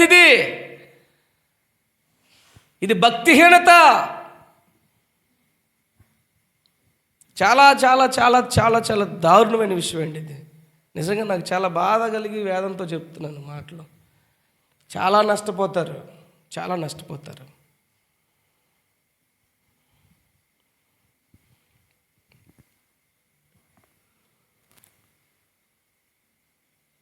చెడ్డ మాటలు ఎప్పుడు కూడా మాట్లాడడానికి సాహసం చేయకూడదు. ఒక వ్యక్తి గురించి ఎప్పుడు తప్పుడు మాటలు, చెడ్డ మాటలు మాట్లాడడానికి సాహసం చేయకూడదు. సౌలు ఎలాంటి వాడు? ఒక స్వార్థపరుడు, ఒక హంతకుడు, దైవజనుని చంపినటువంటి వ్యక్తి, ఒక దుర్మార్గుడు, దుష్టుడు సౌలు.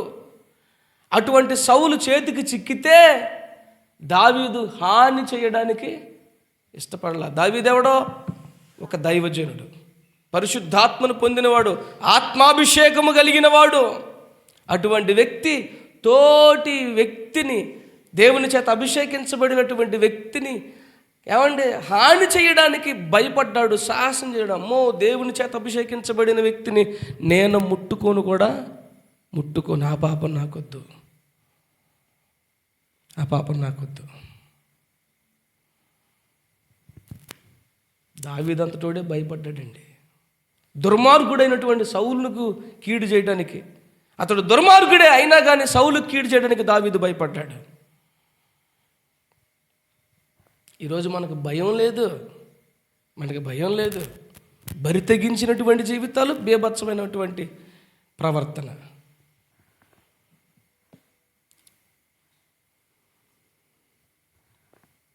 ముప్పై 34వ కీర్తన ఒకసారి చూద్దాం. 34వ కీర్తన.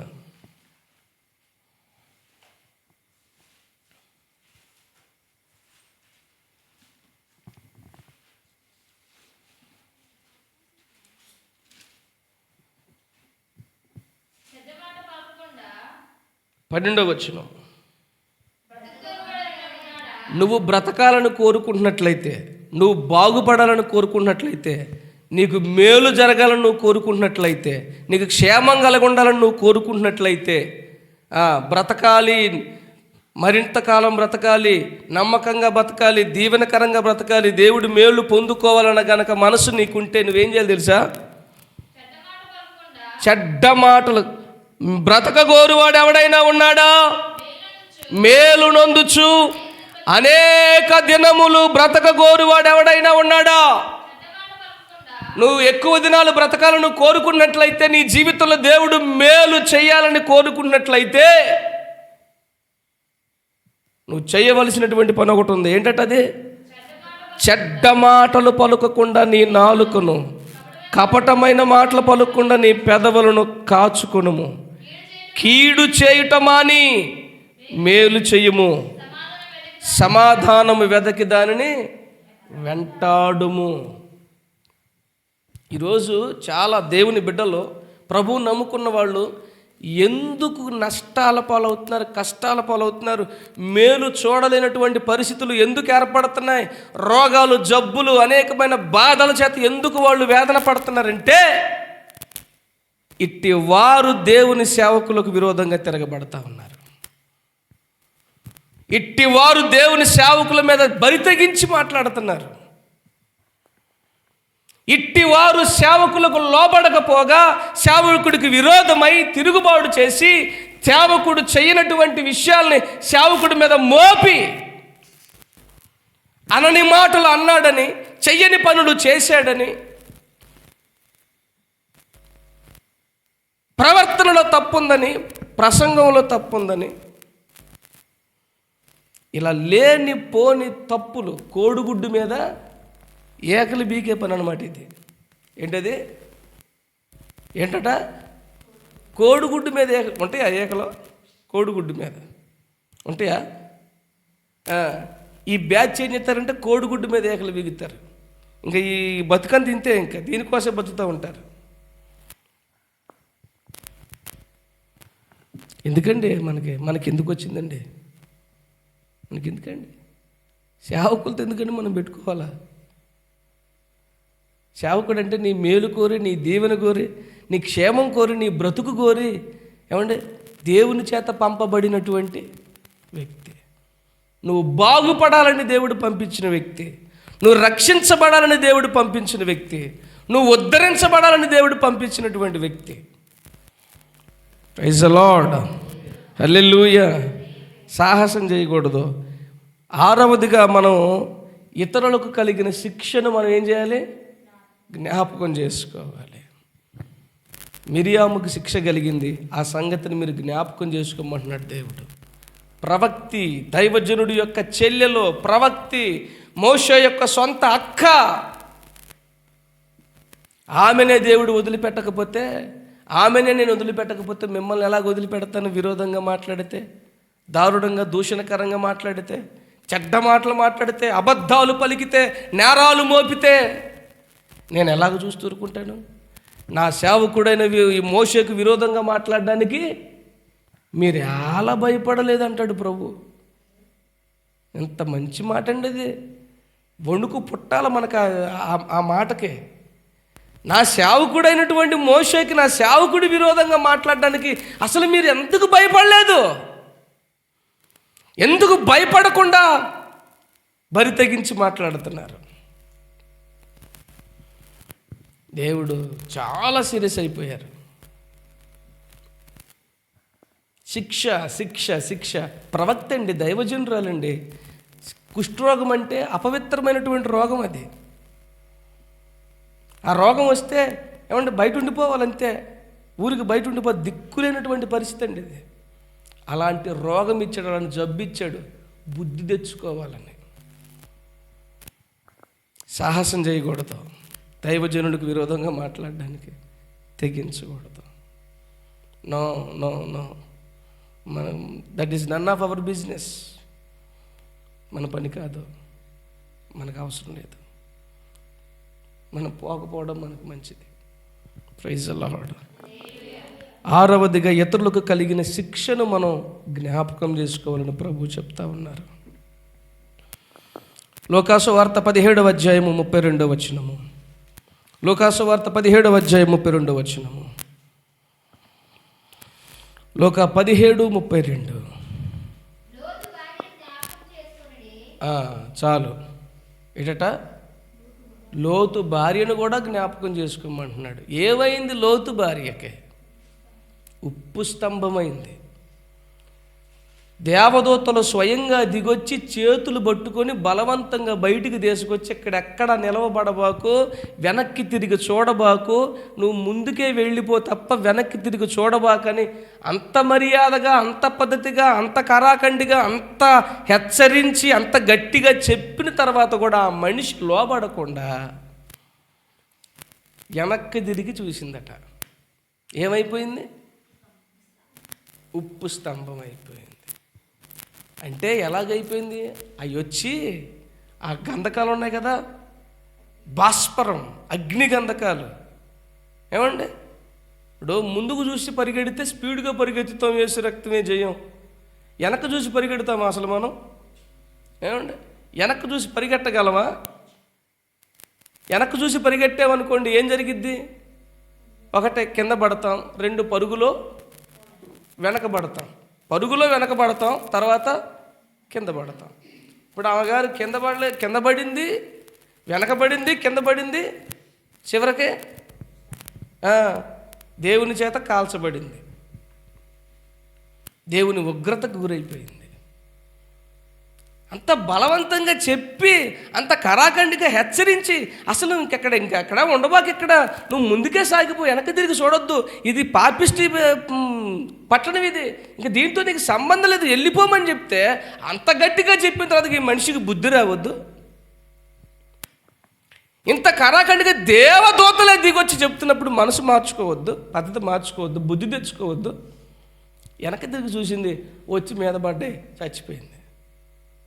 ఏం లేదు, బూడిద, ఎముకలతో సహా బూడిదైపోయింది.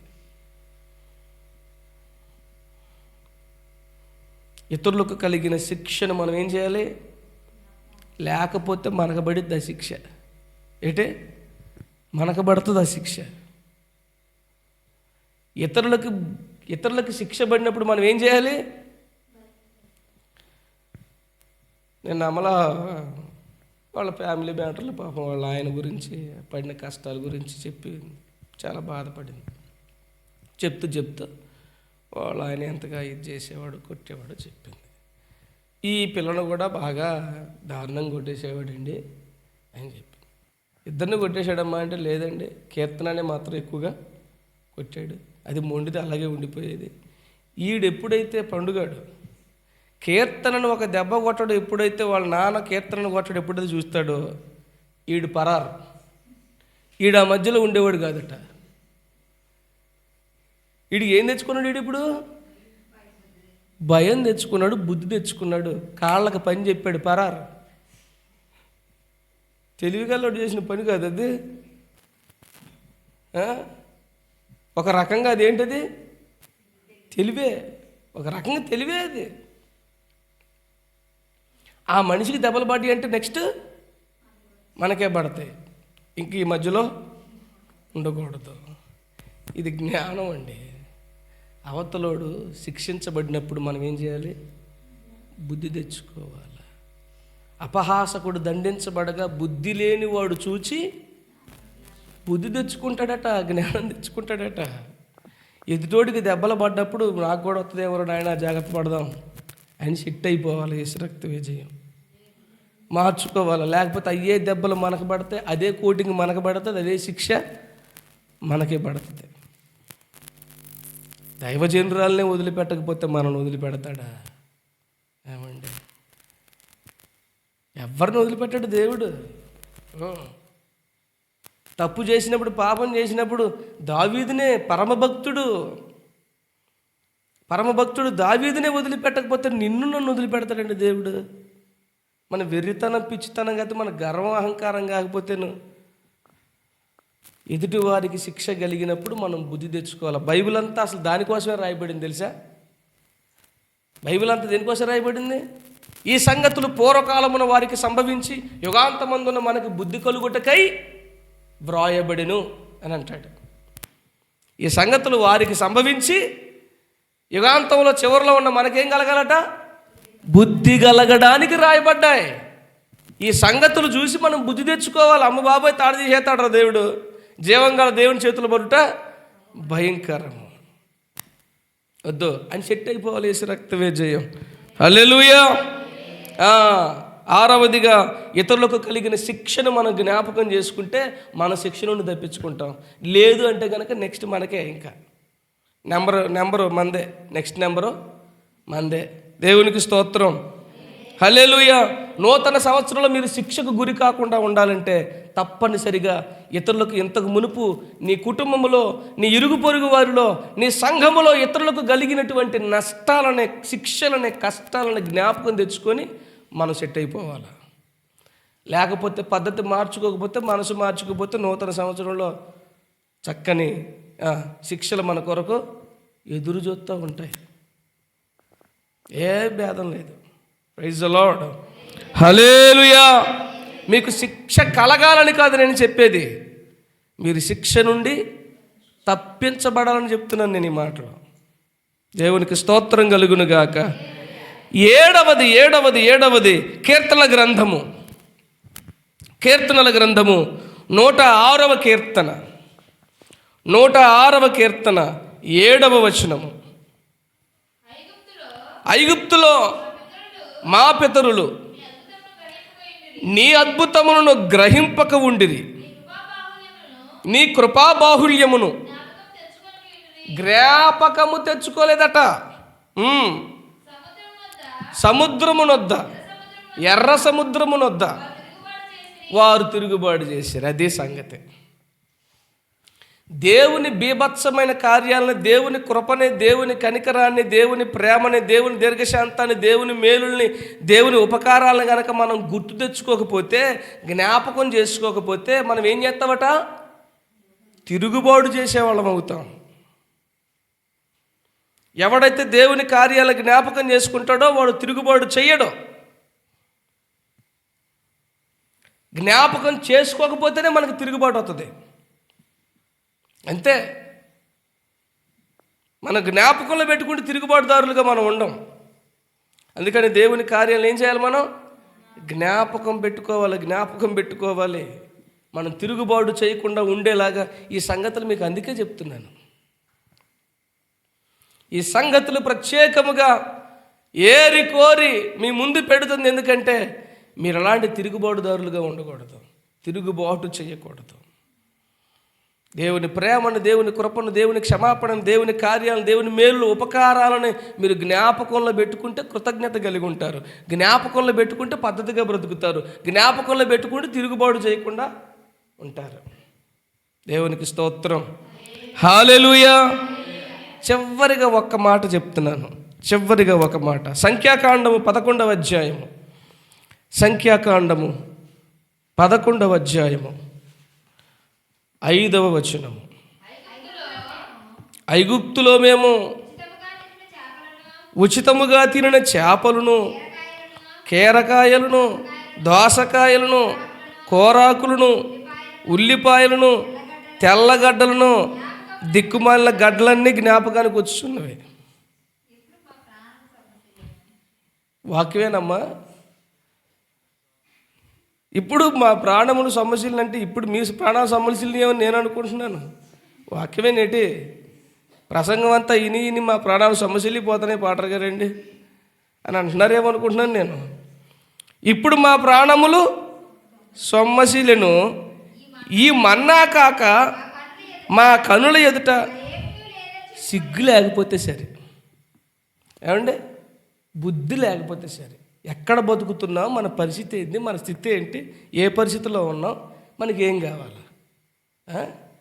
ఈ పనికి మళ్ళీ తిండిపోతాను ఏంటండి? ఎప్పుడు మాకు మన్నాయేనా, ఈ మన్నాయేనా మా బతుక్కి? ఇంకా ఎప్పుడు ఈ కూర, ఈ సప్పిడి కూరలే, ఈ ఈ ఈ ఆకుకూరలో మాకేం కావాలా? మాకు తోటకూరలు కాదు కావాల్సింది, ఏటకూరలు కావాలా? తిక్కుమాలిన పరిస్థితి అండి ఇది. నువ్వు ఏడున్నావు నా తెలియకడుతా, నువ్వు ఏ పరిస్థితిలో ఉన్నావు, నువ్వు ఎక్కడున్నావు? ఇప్పుడున్న పరిస్థితి ఏంటి? నీకు అంత సమృద్ధిగా ఉన్నప్పుడు నువ్వు తినరా, తిని ఎలగబెట్టు, నువ్వు ఏమన్నా ఏడు. నీకు బాగోలేదు కదా, నీ పరిస్థితి బాగలేదు, నీ స్థితి బాగలేదు. ఇప్పుడు ఏం చేయాలి? సర్దుబాటు చేసుకుని ఉన్న దాంట్లో తినాలా? పరిస్థితి బాగోలేనప్పుడు కూడా నాకు ఆ మాంసం కావాలా, నాకు ఈ మాంసం కావాలి, కూరగాయలు కీరకాయలు అట్ట దిక్కుమాలిన కాయలు కావాలి. ఇంకా ఏం చెప్పాలండి? దిక్కుమాలి పరిస్థితి. ఈ తిండిపోతాను ఏంటి, ఈ పనికిమాలి తిండిపోతాను ఏంటి?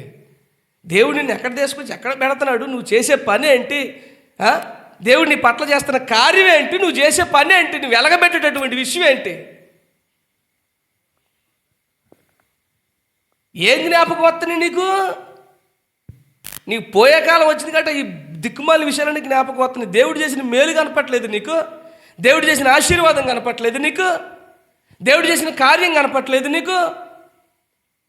మాకు మాంసం కూర కావాలో కూరగాయలు అట ఎడ చూస్తాను నా తెలియకడుతాను. నీకు అడవిలో నీకు మన్నా ఇవ్వడమే ఎక్కువరా నీకు, నా తెలియకడుతాను. ఇంకా మళ్ళీ మాకు ఆ కూరలు కావాలి, ఈ కూరలు కాదు, సిగ్గు లేకపోతే సరే. తిండిపోతాను నశించునుగాక. ఉన్నప్పుడు ఉన్నట్టుగా, లేనప్పుడు లేనట్టుగా సర్దుకొని పోవాలా. అది జీవితం అంటే, అది బతుకంటే, అది సంసారం అంటే, అది కాపురం అంటే. ఏమీ లేనప్పుడు నాకు మాసకూరలు కావాలి, నాకు ఏటకూరలు కావాలి, నాకు తోటకూరలు అవసరం లేదు. వీడు అడవిలో ఉన్నాడు, వీడి బంధకాల మధ్యలో నుంచి చిడిపించి వీడు మంచి భవిష్యత్తు దేవుడు ఎత్తంటే ఈ కొవ్వెక్కిడికి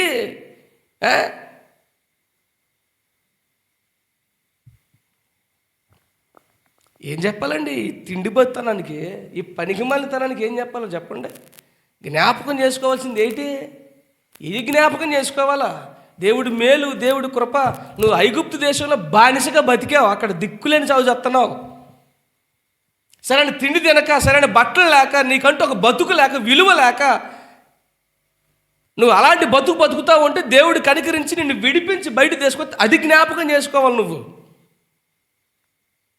మాకు తిండి లేదు, మాకు కూరగాయలు లేవు, కీరగాయలు లేవు, దోసకాయలు లేవు. ఏమంటే ఈ పోయే కాలం అంటారు దీన్ని. ఇలాగ ఎవడెవడ సనిగాడో వాడు అందరూ కూడా 40 సంవత్సరాల అరణ్యంలో రాలిపోయారు. ఒక్కడు కూడా పోలా. దేవుడు నడిపించిన మార్గంలో చక్కగా నడుచుకున్న వాళ్ళు ఇద్దరే పోయారు. మిగిలిన వాళ్ళందరూ నేల రాలిపోయారు. ఏ జ్ఞాపకం చేసుకో? మంచి విషయాలు జ్ఞాపకం చేసుకోవాలండి. దేవుడు చేసిన మేలు, దేవుని కృపలో, దేవుడి దీవెనలు జ్ఞాపకం చేసుకోండి. దిక్కుమాలిన విషయాలు జ్ఞాపకం చేసుకుంటావు నువ్వు,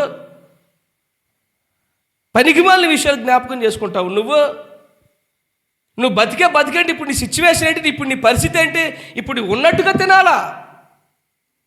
నీకు అరణ్యంలో నీకు మన్నాయే ఎక్కువ, నా తెలియకడుతాను. నీకు ఇంకా మళ్ళీ కూరగాయలు ఏంటి, నా తెలియకడుతాను. నీకు నీ తిండిపోతాను నశించును గాక.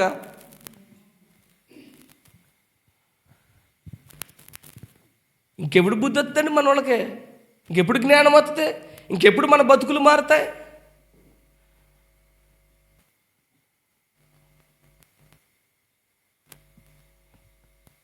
మెంగ మెదుగులేదు కానీ మేసాలకు మాత్రం సంపంగినోడు కావాలని వీడికి. వాడు ముందు తినడానికి మెతుకు చూసుకోరా నువ్వు ఫస్ట్, ఆ తర్వాత సోకులు పడుతుంది. కానీ ముందు బతుకు తినటానికి కడుపుకి అన్నం ఉందలే అది చూసుకో. సోకుల తర్వాత నువ్వు ముందు దేవుడు నడిపించే మార్గంలో నడిచి ముందు కరాడు చేరుకుంటే అక్కడికి వెళ్ళిపోయిన తర్వాత నీకు ద్రాక్ష గెలలు ఉన్నాయి, అంజూరపు చెట్లు ఉన్నాయి, అంజూర ఫలాలు ఉన్నాయి. ఓ నీకు ఇష్టంరా బాబు, నీ చచ్చిన తిండి తిన్ను. నీ తిండి నువ్వు దగలబడిపోను, చచ్చిన తిండి తిను. నువ్వు ఒడ్డెక్కిన తర్వాత, నువ్వు పైకి వచ్చిన తర్వాత, నువ్వు ప్రభువుని నిన్ను ఆ దేశంలో పెట్టిన తర్వాత నీకు ఇష్టం వచ్చింది రా, నేను ఎవడు కాదన్నాడు. ఇప్పుడు మాత్రం పరిస్థితి తగ్గట్టుగా తినాల, సిచ్యువేషన్ తగ్గట్టుగా బ్రతకాల. ఈ జ్ఞాపకం వస్తుంది అంటే ఏం చెప్పలేడు బాబు, నా తెలియక అడుగుతాను. ఏదండి జ్ఞాపకం రావాల్సిందే. ఎలాంటి స్థితిలో ఉన్న నిన్ను ఎంత అద్భుతంగా దేవుడు కార్యం చేసి నిన్ను విడిపించి బయట తీసుకొచ్చి నీ పట్ల గొప్ప గొప్ప కార్యాలు చేస్తుంటే అది కదా నువ్వు జ్ఞాపకం చేసుకుని సంతోషించాల్సిందే, ఆనందించాల్సిందే. నాకు మాసం కూర లేదు, నాకు కాయగూరలు, నాకు కీరాకులు, దోసకాయలు, ఈ దిక్కుమాల విషయాల గురించి ఎడుతాడు మనం. వ్యర్థమైన వాటిని జ్ఞాపకం చేసుకోవద్దు, మంచి వాటిని, మేలైన వాటిని, దేవుడు మన జీవితంలో చేసిన మంచి సంగతులు మనం జ్ఞాపకం చేసుకునే వారిగా మనం ఉందాం. ప్రభు మనందరికీ కృప దయచేయును గాక. ఆమేన్.